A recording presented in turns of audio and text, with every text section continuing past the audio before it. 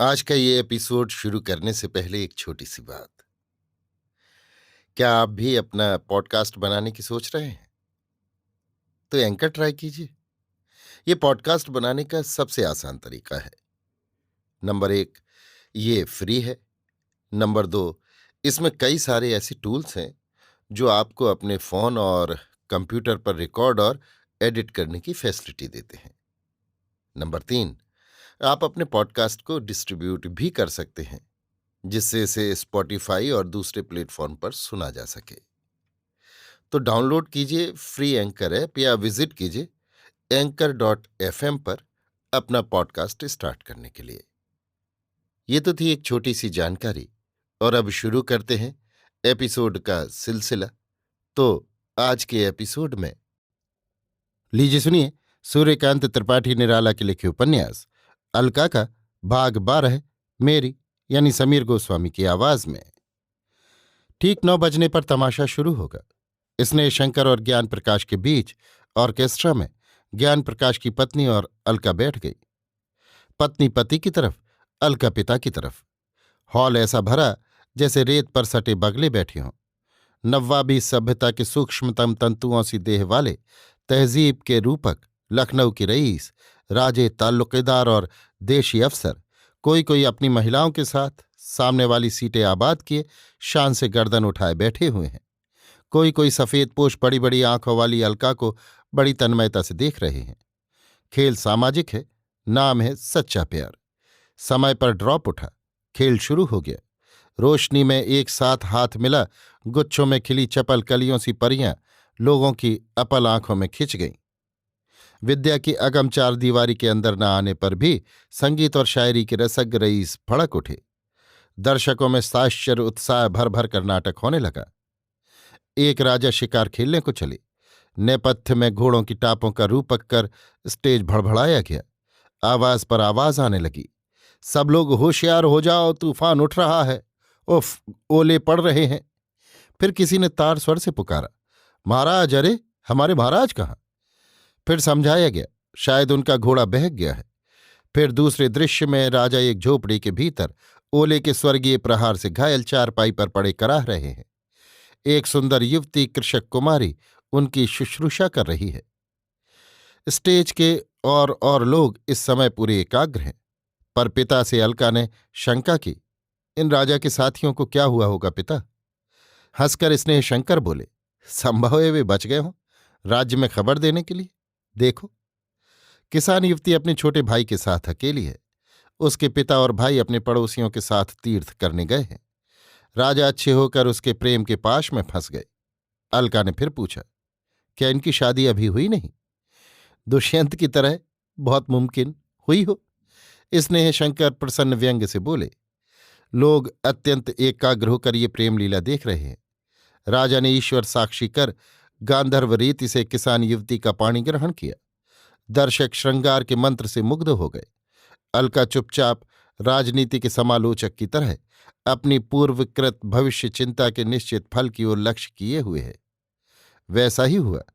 राजा के साथ ही बाल बाल बचकर राजभवन पहुंच गए। राजमाता, रानी तथा मंत्री को राजा के गायब होने की खबर हुई। राजमाता मूर्छित हो गई। रानी आठ आठ आंसू रोने लगी। राजा की त्वरित तलाश के लिए मंत्री ने चराचर चर भेज दिए। उस कृषक युवती के प्रेम में राजा ऐसे फंसे कि निकलना दुश्वार हो गया। इतनी भी खबर नहीं कि उस प्रेयसी से अपने विवाहित होने की अपनी रानी की एक बार बातचीत करते। अवश्य इस सौत का जिक्र शास्त्रानुसार वर्जित है, और कुल हिंदू और मुसलमानों में जो राजा के लिए इच्छानुसार वर बनते रहने की स्वतंत्रता वर्ण किए बैठे थे, ये भी प्राचीन संस्कारों का शुभ धर्म था। इसीलिए उनके इस श्रृंगार रस में दुर्भावना की मक्खी नहीं पड़ी। अलका को सबसे बड़ा ताज्जुब बचपन में सुनी एक दंत कथा का प्रमाण मिलने पर हुआ कि सचमुच राजा प्रेम के जादू वाले बंगाले में मनुष्य से ऐसे भेड़ बने कि किसान युवती अपनी हद के खूंटों में इच्छानुसार उन्हें छोड़ने बांधने लगी। बेचारे पशु की जबान आदमी की तरह सच्चा हाल कैसे बयान करती? अलका अब ऐसा सोच लेती है। एक रोज पास ही की नदी में ये नई युवती स्नान करने गई। राजा उसके घर में रखे हुए हैं। ऐसे समय एक चर व्याघ्र की तरह घ्राण मात्र से राजा का निश्चय कर भीतर झांकता है। देखकर प्रसन्न हो जाता है और राज्य के दुख कहता है। एक साथ राजा ऐसे आवेश में आते हैं कि अपने देश को इतने दिन भूले रहने के लिए अपने को धिक्कार देते हुए उसी वक्त चर के साथ चले जाते हैं। युवती स्नान कर लौटती और राजा को न देख व्याकुल होकर रोती रहती है। युवती का छोटा भाई ढोर चरा कर लौटा और बहन को उदास बैठी हुई सजल दृग आकाश देखती हुई देखकर पति से उसे मिला देने की प्रतिज्ञा की। इतने छोटे मुंह इतनी बड़ी बड़ी बातें सुनकर एक तरह रंगस्थल के सभी दर्शक असंभव को प्रकृति से निकाल देने के पक्ष में नेपोलियन बन गए। जैसे प्रयत्न कथा के दुर्गम अंधकार में सत्य रत्न के बिना भी प्रकाश पाने के वे आदी हो गए हैं। कुछ दिनों बाद उसके पिता और भाई पड़ोसियों के साथ लौटे और अन्य स्त्रियों से सुना कि कन्या किसी नवागत पुरुष से प्रणय कर गर्भवती हो गई है। पिता ने पुत्री और एक धर्मपत्नी के सम्मान के प्रतिकूल अनेक कटु शब्द कहे, जिससे उसी रात पिता का आश्रय छोड़कर पति के ऐश में निरुद्देश्य हो गई। अलका अपनी सारी शक्तियों से एकाग्र है। सहानुभूति के स्रोत से उसकी समालोचना के घाट की जंजीर हाथ से छूट गई। पिता रह रहकर एक नजर ये बदला हुआ मनोभाव देख लेते हैं। चलते चलते तेज धूप से प्यासी एक आश्रय देखकर बैठ गई। उत्पल कलमागी जीवन के सांद क्षण में द्विदल लोचन मूंद लिए, फिर वही पृथ्वी की शून्य गोद में निस्तरुलता सी मूर्छता हो गई। वहां एक महात्मा की कुटी थी।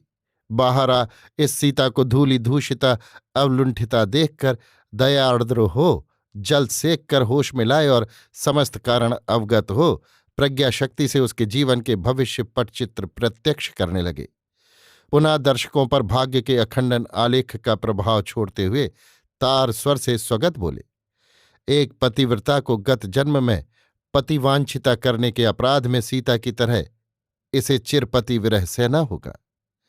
त्वरित अपनी आलोचक स्थिति में अलका मन की जबान से कह गई, हश, सफेद झूठ, ये लेखक की चालबाजी है।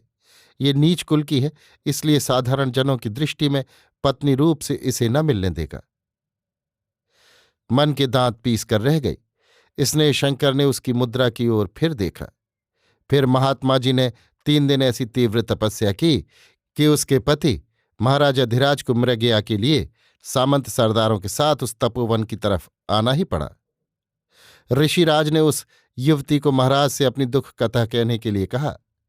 अनेक सभ्यों के साथ महाराज को देखकर उस युवती ने उन्हें पहचान कर भी अपने पति रूप से परिचित न किया। सोचा, पति की इज्जत रखना ही पत्नी का धर्म है। अलका बिल्कुल न समझ सकी कि ये कौन सा पति धर्म हो सकता है। जनता गदगद कंठ से साधु साधु कहने लगी। पुरुष की जहां इतनी महत्ता बढ़ रही हो, वहां पुरुष जाति प्रसन्न हुए बिना कैसे रह सकती है। अलका सोचने लगी, पर पर्दे की स्त्रियों की क्या हालत होगी? क्या वे भी ऐसे कार्य को आदर्श सोचती होंगी? श्रीमती डिप्टी कमिश्नर की राय के बिना उसकी चपलता न रुक सकी। पूछा, यहां आपको कैसा लग रहा है?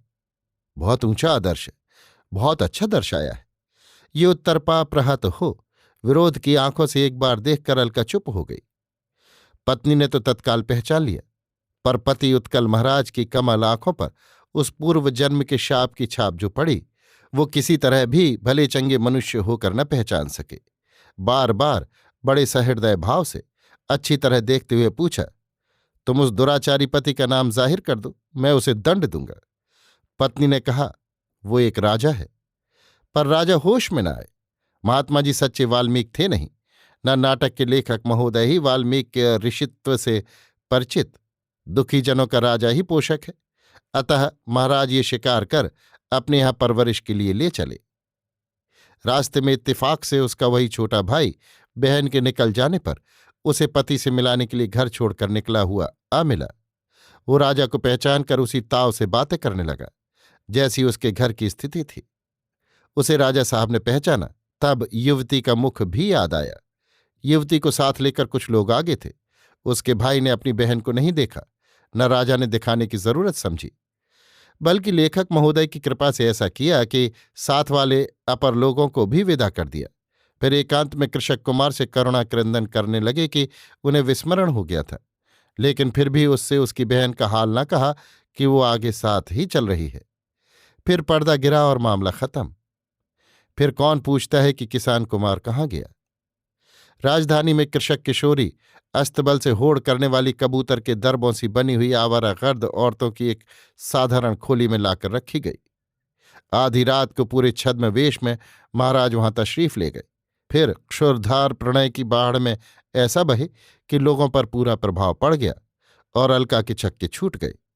वो किशोरी स्त्री प्राण रहने तक पति की मर्यादा क्षुण्ण रखेगी, ये प्रण किया।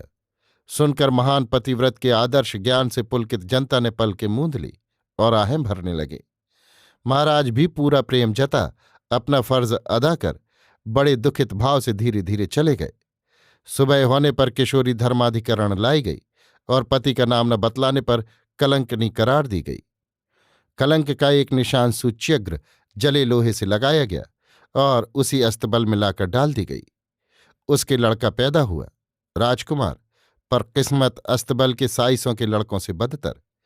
महाराज ने फिर कभी उधर नजर नहीं की। लड़का पेट में था, इसलिए लेखक को निकालना ही पड़ा। यदि आदर्शवादी कला को पेट से बच्चा उड़ाने का कोई कौशल हासिल होता तो हिंदी के नाटक उपन्यास सम्राट ऐसे समय जरूर इसका प्रदर्शन करते। लाचार बच्चा हुआ और कुछ दिनों बाद स्वर्ग सिधार गया। नाटक में पहली रानी के कोई पुत्र नहीं, फिर भी इस बच्चे पर रहम न हुआ। फिर माता पागल हुई, वैश्या का आश्रय ग्रहण किया, गाना बजाना सीखा और अंत में महाराज की महफिल में नाचकर उन्हें अपने प्राचीन परिचय के प्रेम से मकान तक खींचकर बीमार हो भाई द्वारा जनता की आंखों राजपरिणय का भेद खुलने के पश्चात राजा पति या उपपति की गोद में मरी। उसका एक स्मारक ताजमहल की तरह महाराज ने तैयार कराया और ऐसी प्रेम की मूर्ति पर मृत्यु के बाद रोज पुष्पांजलि अर्पित करने लगे। दर्शकों के हर्षातिरेक से अभिनय समाप्त हुआ। स्नेहशंकर ने देखा अलका के अपांगों में नफरत खिंच रही है। डिप्टी कमिश्नर के साथ सब लोग उठकर बाहर आए। किसी ने लक्ष्य नहीं किया। एक दूसरा युवक शुरू से आखिर तक अलका को देखता रहा। मोटर लगी हुई थी, सब लोग बैठ गए। पहले स्नेहशंकर के मकान मोटर गई, पिता पुत्री उतर गए। एक दूसरी मोटर शीघ्र निकल गई। डिप्टी कमिश्नर घर गए। रास्ते में उनकी पत्नी ने कहा, लड़की कैसी भोली और सुंदर है, बरबस जी का प्यार हर लेती है। डिप्टी कमिश्नर निसंतान है। कहा, हाँ, हमारी तबीयत भी उसे देखकर बहुत खुश होती है। मुंह पर किसी भी प्रकार का छल कपट नहीं। एक जगह शायद मतलब समझ में नहीं आया, लड़की ही तो ठहरी। मुझसे पूछा, मैंने समझाया क्योंकि ऊंचा भाव था। आत्मप्रसाद का स्वाद लेते हुए पत्नी ने कहा, तुम कहो ना स्नेहशंकर जी ये लड़की हमें दे दे। इच्छा तो हमारी भी होती है, ऐसा देखती है जैसे अपनी लड़की हो। अच्छा, कल कहेंगे। वो जैसे सज्जन हैं उनसे हमारी इच्छा पूरी होगी, ऐसी आशा है। अभी आप सुन रहे थे सूर्यकांत त्रिपाठी निराला के लिखे उपन्यास अलका का भाग 12, मेरी यानी समीर गोस्वामी की आवाज में।